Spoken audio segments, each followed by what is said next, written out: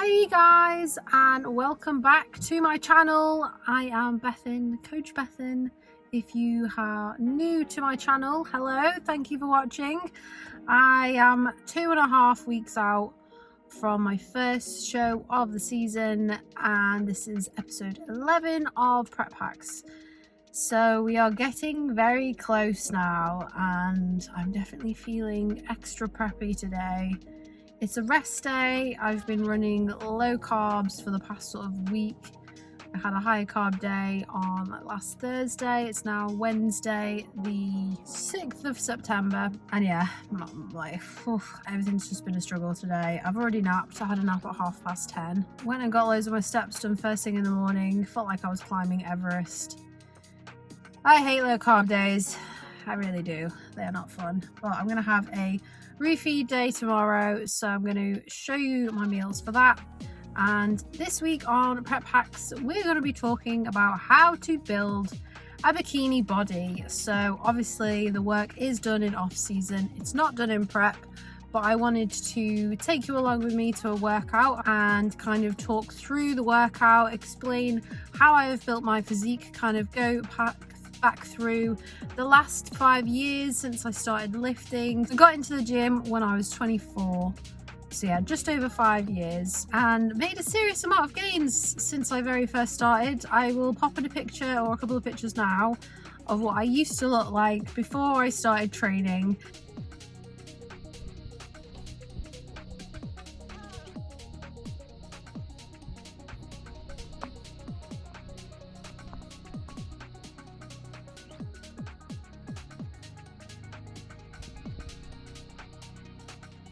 So just wanting to let people know, it's never too late to start in the gym, never too late to pick up weights. There's been studies to show that like 80-90-year-olds have had positive adaptations,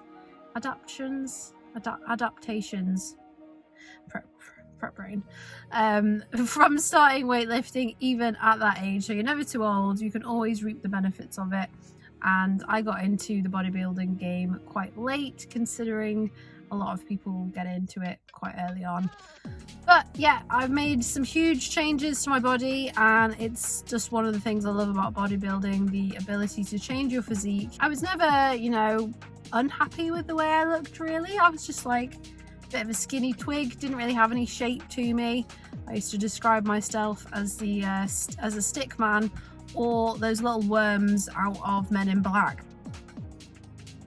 was how I was used to describe my physique. I have been blessed genetically with a good structure for bikini, so I have a tiny little waist, very small skeleton, but I didn't start off with very much muscle at all, and obviously genetics just have a big part to play when you come to competing. Some people naturally have more muscle than others. Some people have wider clavicles, which is obviously great for good shoulders. I have a tiny little frame, tiny little hips.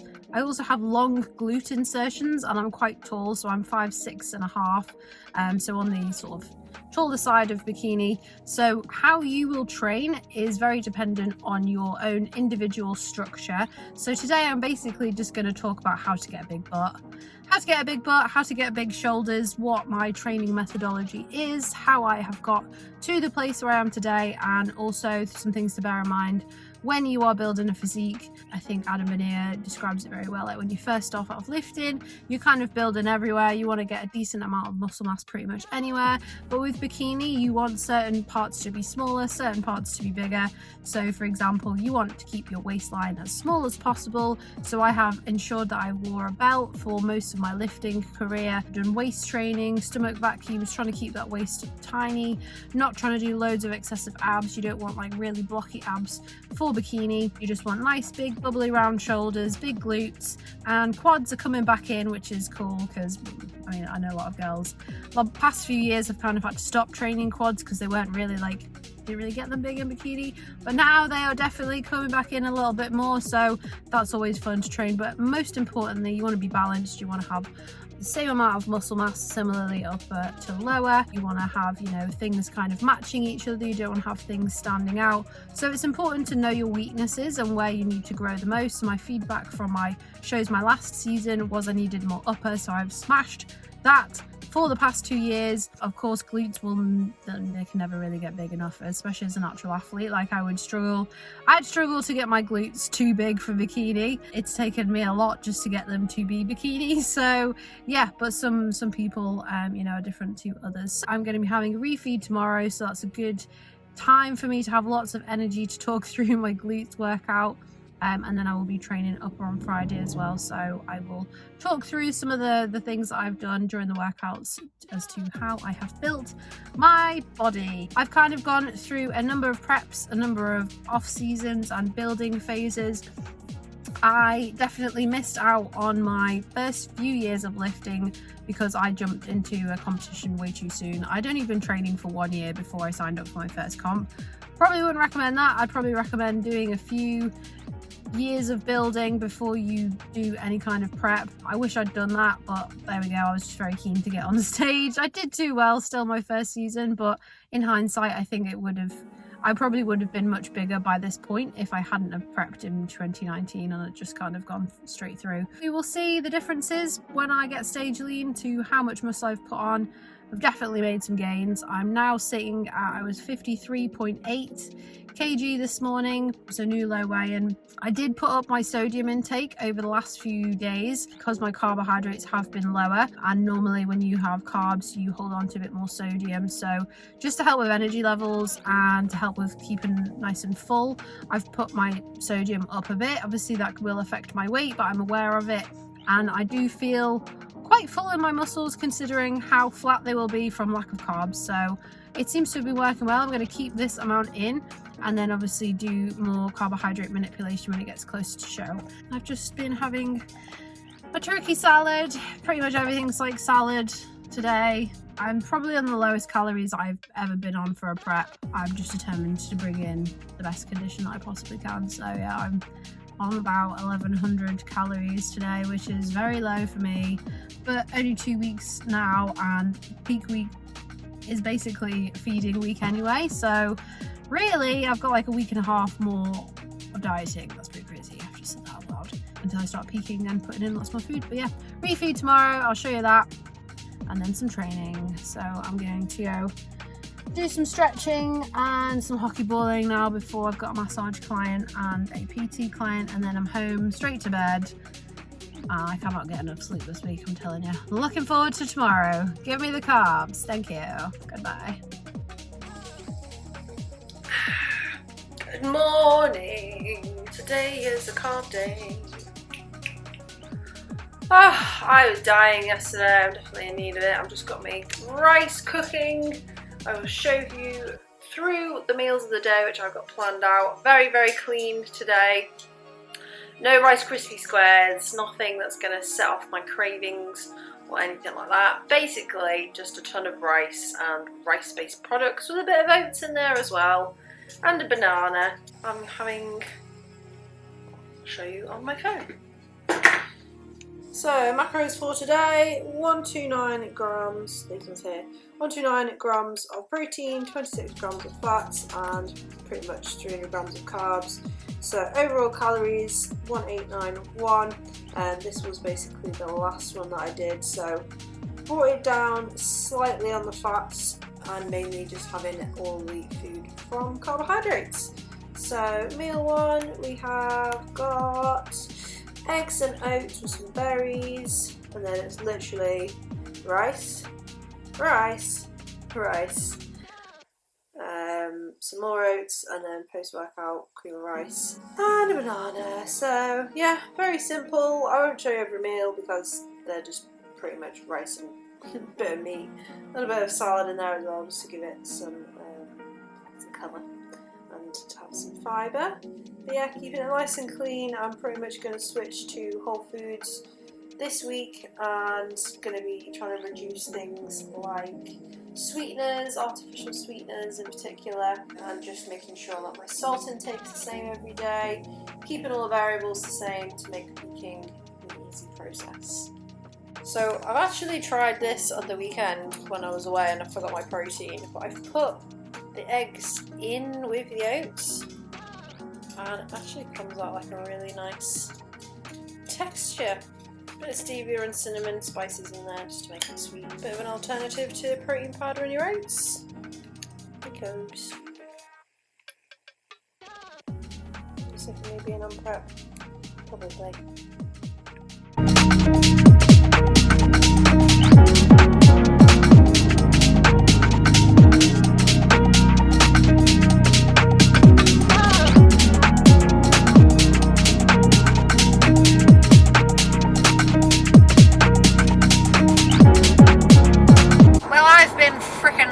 At filming this week.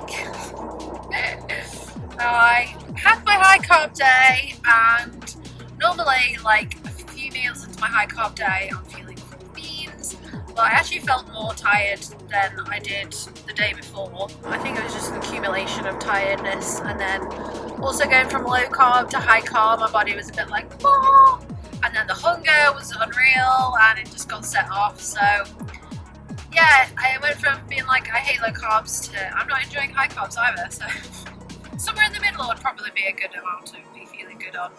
And my weight maintained after 300 grams of carbs, and so I have now planned out my peak week. I'm going to have to probably put in a little bit more than 300. Obviously I'm doing 3 shows this year, so the first one will be a bit of a test. Obviously we kind of play it by ear as well, so you don't want to, I've planned things out, but then things could change, you know, depending on how I'm looking each day when I wake up. So that's the plan for that. And I was going to film and mic over with my workouts this week, but I've decided instead I'm going to take you along for my leg workout today because I am training with my friend Gabby and fellow natural athlete. We are going to Elite Physique.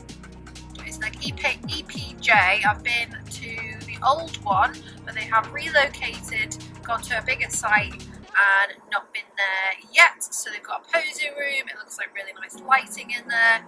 So I thought it'd be fun to take you along. And I've not actually told Gabby that I'm planning on vlogging this, but she will soon find out when we get there. She obviously is another fellow natural athlete, and she's been training a long time, very seasoned competitor, has done really well, won loads of shows and just looks phenomenal. She competed 2 weekends ago and she's going to Alicante in a week's time, I want to say. So she's very close and has already competed this season as well. Yeah, she's full of knowledge and she's just a great gal and we get on really well. It's like we've been Instagram friends for like 3 years and then we only met for the first time the other day. So she's now living in Manchester, so super close to me, which is amazing. I love having all my bikini girl friends around me and prepping all at the same time, and yeah, it's just much more fun than prepping alone. We are going to train leggies today, and I did myself a little bit of a massage on my quads yesterday. They're a bit tender. I managed to get the clicking out of my knee, which has been driving me insane. And I think it is from driving. It's from also loads of stairs, loads of bike, lots of cardio at the moment, of course, and yeah, it does take a bit of a toll on your joints. So making sure you get massages is really important, and it does help to just push to the next level. So yeah, I'm excited. So off to drive now. I'm going to eat on the way and then take you along this workout with me. See you there. The sign of a good bodybuilding gym is not being able to find it. I always wear harnesses. Where are you, gym? It's like a proper little secret place. Yes, thank you. There she is! Hello! The lighting is sick. I spy her. Got one friend. Go over there to see Kelsey. Yay! There she is! Look who it is! Hello! Yeah, this is Gabby. Nice to see ya.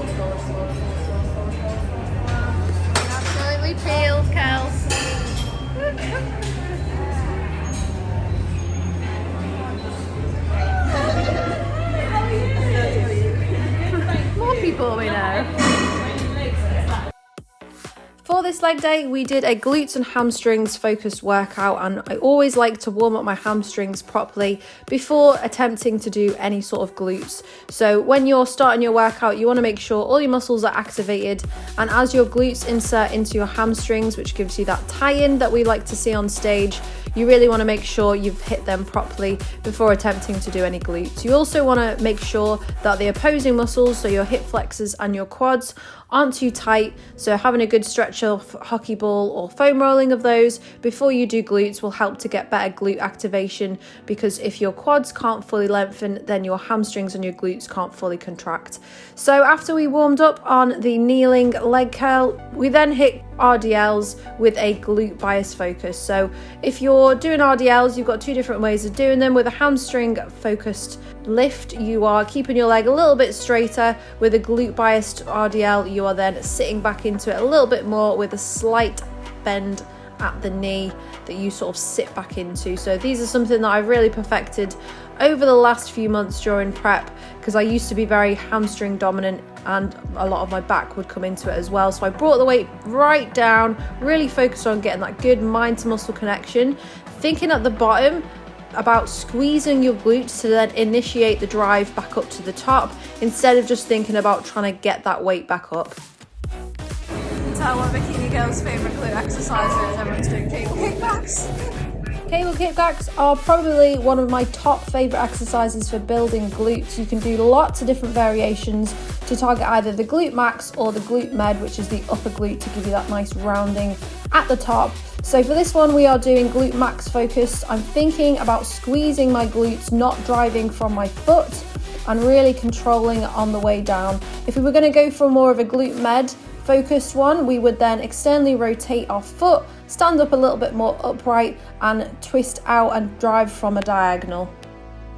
Next up, we hopped on the leg press, and whenever we're trying to target our glutes on the leg press, you always want to look at where your knee is in relation to your ankle. As you can see here, we don't let the knee track far past the ankle. That's helping us to keep it a bias on the glutes and not let our quads take over. So really important, if you do have dominant quads, you want to keep the weight nice and light, really control it, make sure that you get a full stretch at the bottom and push your weight through your heel. That's going to help target your glutes. Again, always thinking about initiating the contraction before you actually move the weight, really controlling it. As you can see here, we don't even have any plates on it, but we got a really good connection with the glutes, really nice squeeze, and just, yeah, fantastic exercise for building your glutes.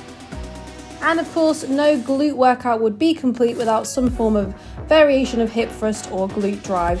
So with this one, we kept it pretty light. I always find with the belted ones, my hips feel like they're going to shatter into a million pieces if I go too heavy, and my quads want to take over. So kept it nice and light, working within the top 50% range.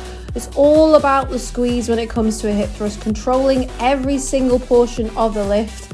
Even on the way down, you want to keep that squeeze, slowly let it out, and squeeze as hard as you can at the top. Imagine someone's got a flame under your bum and you're trying to get away from them. You're fully extending to get the most out of this movement. Next up, we have the glute ham raise, and we are using the back extension machine for this. Make sure that you don't bring your torso too high up, otherwise you will end up using your lower back to do the work rather than driving from your glutes and hamstrings. Again, all about that squeeze. Keep the squeeze, slowly let your upper body fold over and then fully relax before you initiate that squeeze from your glutes. Drive your hips into the pad, squeeze as hard as you can, and really try and control every single rep of this movement to really set your hammies and glutes on fire. Last up, we have the hip abduction machine targeting the glute med. Here I'm thinking about tucking my pelvis under, and as always, initiating the movement by contracting the glutes first. I'm holding my hips here to create a bit more stability. I also tend to shift more into one side, so this ensures I'm using both sides equally. It is Sunday and I am officially 2 weeks out. This time next week I will be starting peak week. I can't believe it. Very exciting, and it was such a good session yesterday, seeing literally probably 50% of all the bikini girls of the Northwest. It was a great session, and yeah, afterwards I had a posing session with Leonie, and we just tweaked a couple of things, but was very, very happy. I've done all my posing pretty much myself. Had 2 posing sessions when it was like 2019, before I did my first ever show, and since then all my posing I've done by myself. So I do pose people as well if anyone is interested and wants to get some help with posing, and obviously do a couple of different federations. Got the NFM UK, which is a similar thing to like PCA, FitX, and then of course 2 Bros, NPC, IFBB style posing. The important thing, of course, when we were looking at training, there's like a few main things which I would say, you know, to build muscle tissue, you need to make sure that you are doing. So the basics, of course, nailing your form, making sure that you're doing the exercises correctly, and then also trying to progressively get stronger in time. So strength and muscle size is not directly related, but there is a general correlation.